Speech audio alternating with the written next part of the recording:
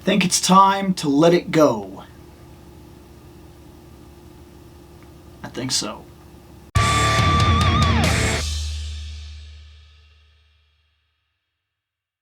So what's up, guys?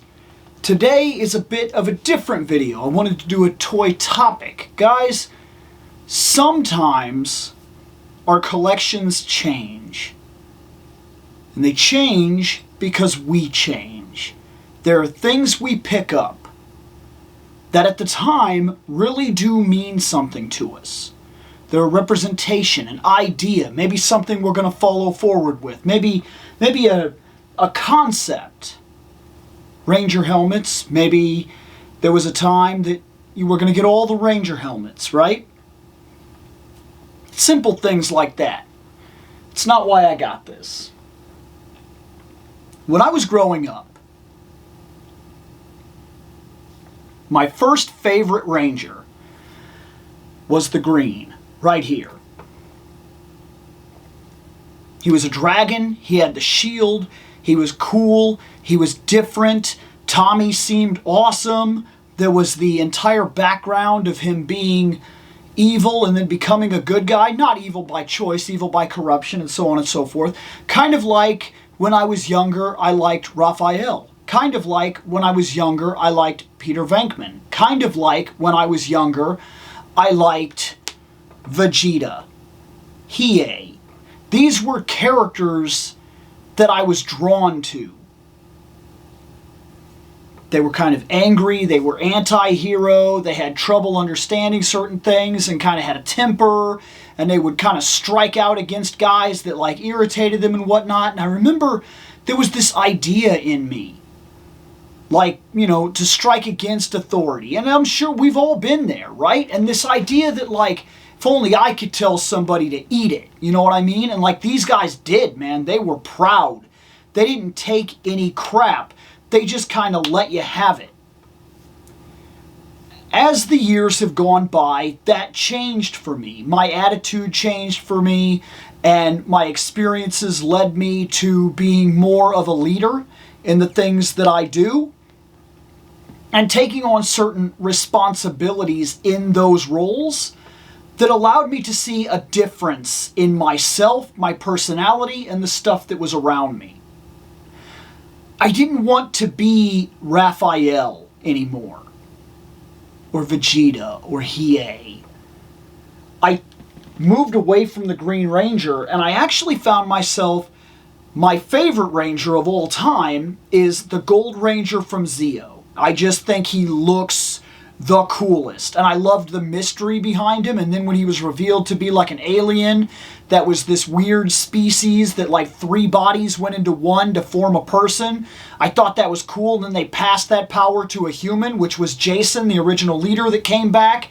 And what I liked so much at the time, there were changes in my personality already taking place even back then, where I remembered liking that Jason came back, but not as the leader. He was humble enough to come back into the team and not expect his position to be reinstated. He was humble enough to come back into the team and step back and let them do what they were doing. He was there to support them, and not as a leader, not to tell them what to do, not to teach them or force them into some idea. But reluctantly, when the opportunity arrived and they needed leadership, he did step in and fulfill the role that he originally started. And then, when Tommy came back, he once again stepped back.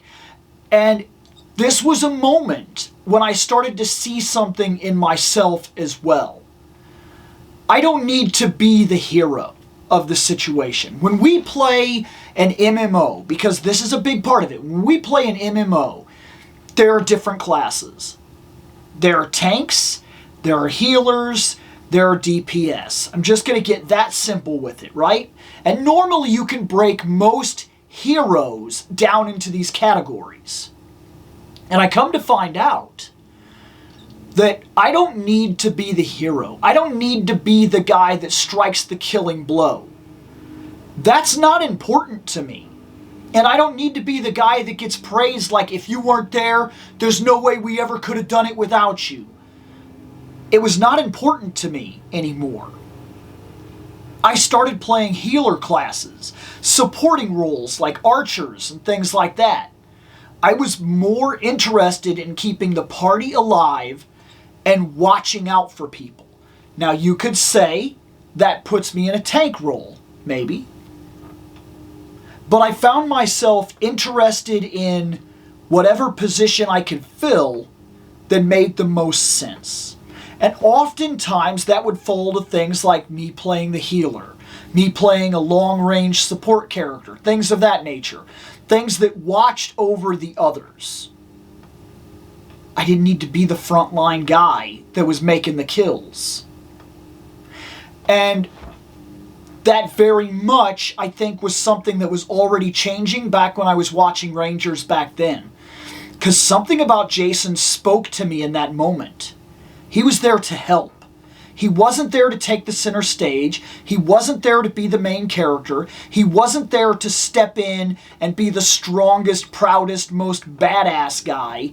He just wanted to help, and he knew it was right, and that's what he was there to do. And that stuck with me. It showed me that we can change. And in the long run, we need to. And it kind of led to an idea that's followed with this collection for years.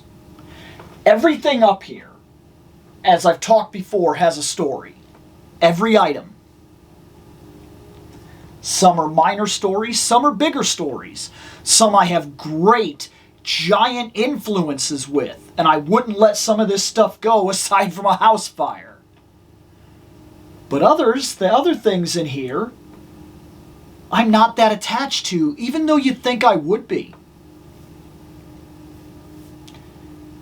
And years ago, I bought this because I was buying Ranger stuff. We'd started the Sentai Review. We were really getting into it. I was rewatching a lot of the old material, and I was buying up stuff. Then an opportunity presented itself. I got the chance to buy one of my childhood heroes in the most recognizable possible way. I have Green Ranger on the shelf. He's awesome. But this here, this was the Green Ranger helmet on the shelf. And that was bigger than anything I could have imagined at the time. I mean, it was so cool. And I remember thinking, maybe I'll get the White Ranger, maybe I'll get the Red Ranger, maybe I'll get the Zeo Gold. That would be cool to just have a bunch of helmets. But time went by, I collected a couple weapons, I got some figures, I slowed myself down, and I realized I had a really cool helmet.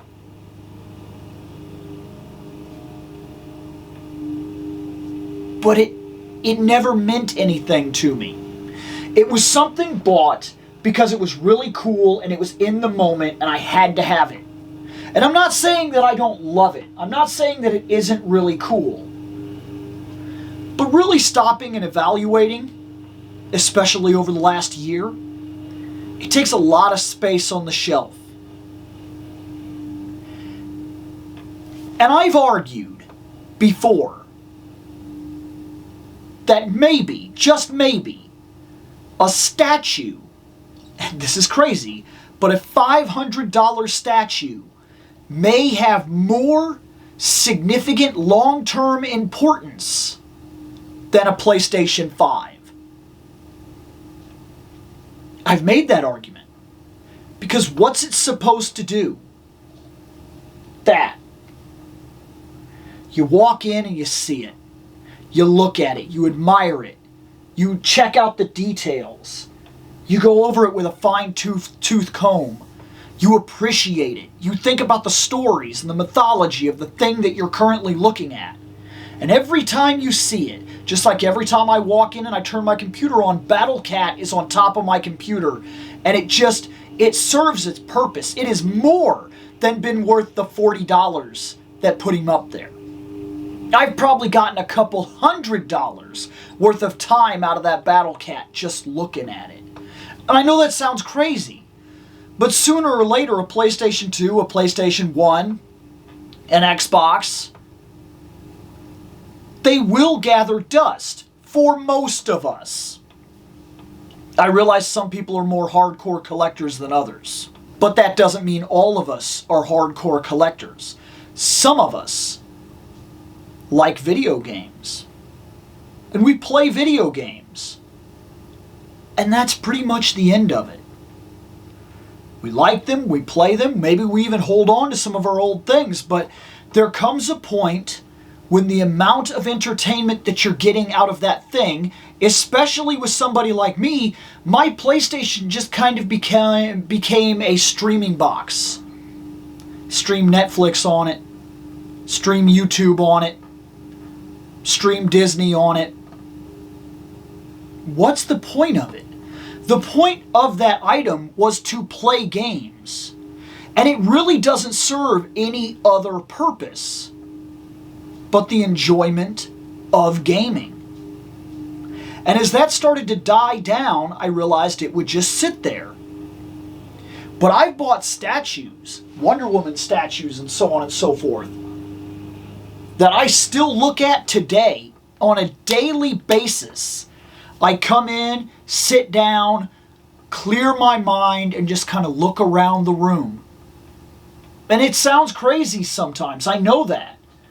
But just like looking at the Gundams that mean something to me, looking at the characters that have meant something to me in my life, my interests, the statues, some of the figures that really have not moved since the day they were put in here, but like, they still mean something to me on some level. They still calm me, they still put me in a spot. I get to looking at the shelf,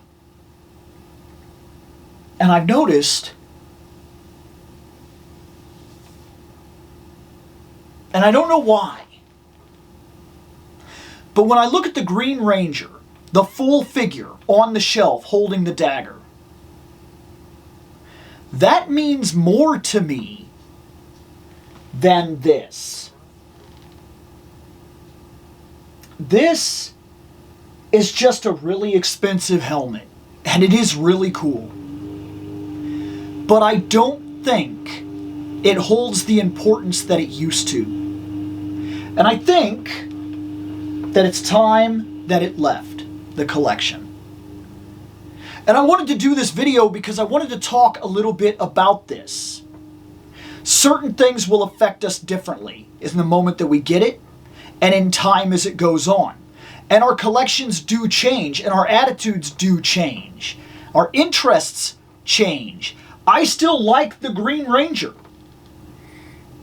But something about this doesn't speak to me anymore. And I also wanted to pivot this into a bit of a side idea. See, I'm more happy with a $20 Ranger on the shelf. An old $25 Legacy Collection Power Ranger. Green Ranger looking at his dagger. That means more to me than this. If your collection that you get into, if you get into this for monetary reasons, if you're a swapper, if you're a businessman, if you're buying this material to sell it, this argument is not for you. You have a very different way of looking at your stuff. But if you are into this because it is a passion, that you love these characters, you love these things, you like these ideas, you want to put figures on your shelf, you want to look at them, you want to relive your childhood, you might want to do figure photography and make battle scenes and things like that. That is not a monetary thing. This hobby is not something that I would advise somebody get into under the idea that you're gonna make money. Can you? Yes.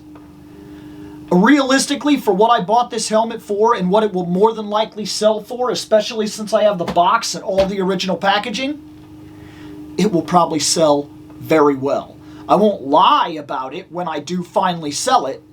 I will blatantly say, hey, this sat on the shelf for many, many years. This box has been opened. I'm not going to act like it's mint, don't get me wrong, but having this will take up its monetary value, as opposed to having him and he's out of the box, and even if he was to someday be rare, he's not going to really be worth all that much, chances are. Who knows, though? Toys are a roller coaster. Sometimes something is very much worth money, and sometimes it's very much not. And regardless of how you think you can, you cannot predict the toy market. It is wild. Case in point, if you're trying to get your hands on Webster, web store from Masters of the Universe, right? If you're trying to get that figure in Masterverse, he is expensive, like $100 or more. Do I think he's worth that? No. But I could have never predicted the market that would have skyrocketed him at that level. He's worth real money. Why? I couldn't tell you. I couldn't tell you. There were figures that I assumed beyond the shadow of a doubt would be easily obtainable. Blue and gray Batman. A classic blue and gray Batman and a yellow cape Robin from Superpowers, the Todd McFarlane re-release line of Superpowers, where he's trying to do like a new age of superpowers, which I've argued in some cases does very much work. But I would also tell you that when I figured McFarlane, Superpowers, the first wave was about ridiculous. The second wave, I figured, and whatever wave this was that came out with the blue cape Batman and the yellow cape Robin, along with the Batmobile, that was perfect for me. It felt like a blend of exactly what I'd grown up with, the 1960s and the 1980s put together in a Superpowers line, old toys that very much were reminiscent of what I grew up with, that I could put on the shelf or like, you know, let my daughter see and things like that, and maybe some kids could play with them when they're over, and I could do some figure photography and maybe even some joke skits and whatnot with them. I was very into the idea, and I said, no need to rush it, they'll be readily available. They were not. They were not. Neither one of those figures ever appeared in a single one of my Walmarts or Targets even one single time. And I'm in a big enough area that I have at least 5 to 6 different Walmarts and 3 different Targets, and not even one time did I see these toys ever. I finally had to go out of my way and buy from the secondary market. I had to spend $40 on one, $50 on another, and $50 on another. That was not what I assumed I would be paying for that when they first came out. I thought 10, 10, 40, done. No. Because this, monetary-wise, this is a really, really hard market to guess. I can make educated guesses, and sometimes I've very much been right on the nose. I could sometimes tell you exactly what's coming out, what's going to be hard to find, and what I believe it's going to go for the second market almost literally on day one. In fact, I shocked one of my friends when I was at work and I was buying one of the figures, and he said, "Why are you grabbing it up so quickly? Like, you act like it's going to sell out." And I said, "Not only is this going to sell out, I promised $350 today on the marketplace." And he was like, "No." He looked it up and found a posting for it literally like only 10 minutes after I'd said it for that exact price, and was like, "Oh, right here." Sometimes I can guess the market, but I can't tell you how many times I've been wrong about it. So if your idea is to jump into collecting figures because you're gonna like get the figures, hang out with them for a while, get what you want out of them, and then sell them for like monetary gain.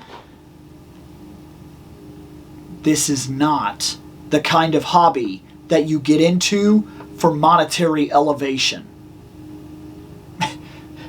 If anything else, this is nothing but a money dump. A terrible financial decision.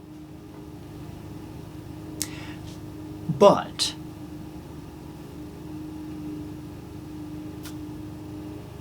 I will accept the loss of money for the sanity it brings to my world every day I come in from work and just sit in this room for an hour. As far as I'm concerned, it's money well spent. So in closing, this hobby is ever expanding and ever changing. And I think that's what keeps me interested in toys. I can constantly buy new things and bring them in. While at the same time, I know I'm not going to make big money, but I can sell the items that no longer mean anything to me. And also, in a strange way, this collection helps me lock down what it is I truly am driven by. What the things that truly speak to me and speak to me long term. Not that I'll even understand why, but like, I'll know. There are certain things that have entered this room that never go away, and I never get tired of them, and I don't know why. I don't know why. Stupid things like the Goomba is my favorite Mario enemy, and has been forever, and I cannot tell you why that is, but I love them. I love those little angry mushroom dudes. They're my favorite. Can't explain it. Ninja Turtles are still sitting in this office today. I can't explain it. There's something so ridiculous about them, I cannot get enough. I love them. Rangers has been a big staple for years. It has gone up and down. It has changed over the years, but it's definitely been a staple. Marvel superheroes in general, superheroes both DC and Marvel, have never left my attention for very long. These are things that define me. The barbarian archetype. The reason I'm so into Motu. You think it's because He-Man? It's not. I did a whole video talking about why Motu speaks to me the way it does. I think it's time that I let this go. I don't think you're going to see him in the background of videos anymore.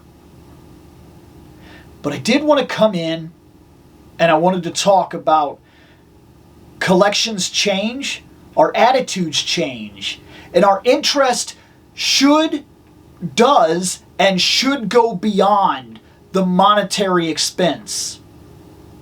This thing right here. Realistically, I could probably easily part with this for $250. There was a time when I probably could have parted with it for $700. Maybe, in the right circle, it could still go for $5.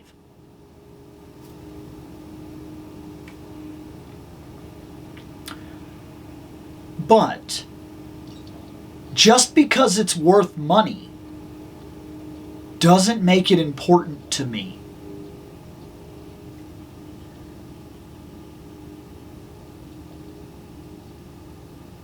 And I think it's time that it left the collection. Something to think about. I'm gonna get out of here.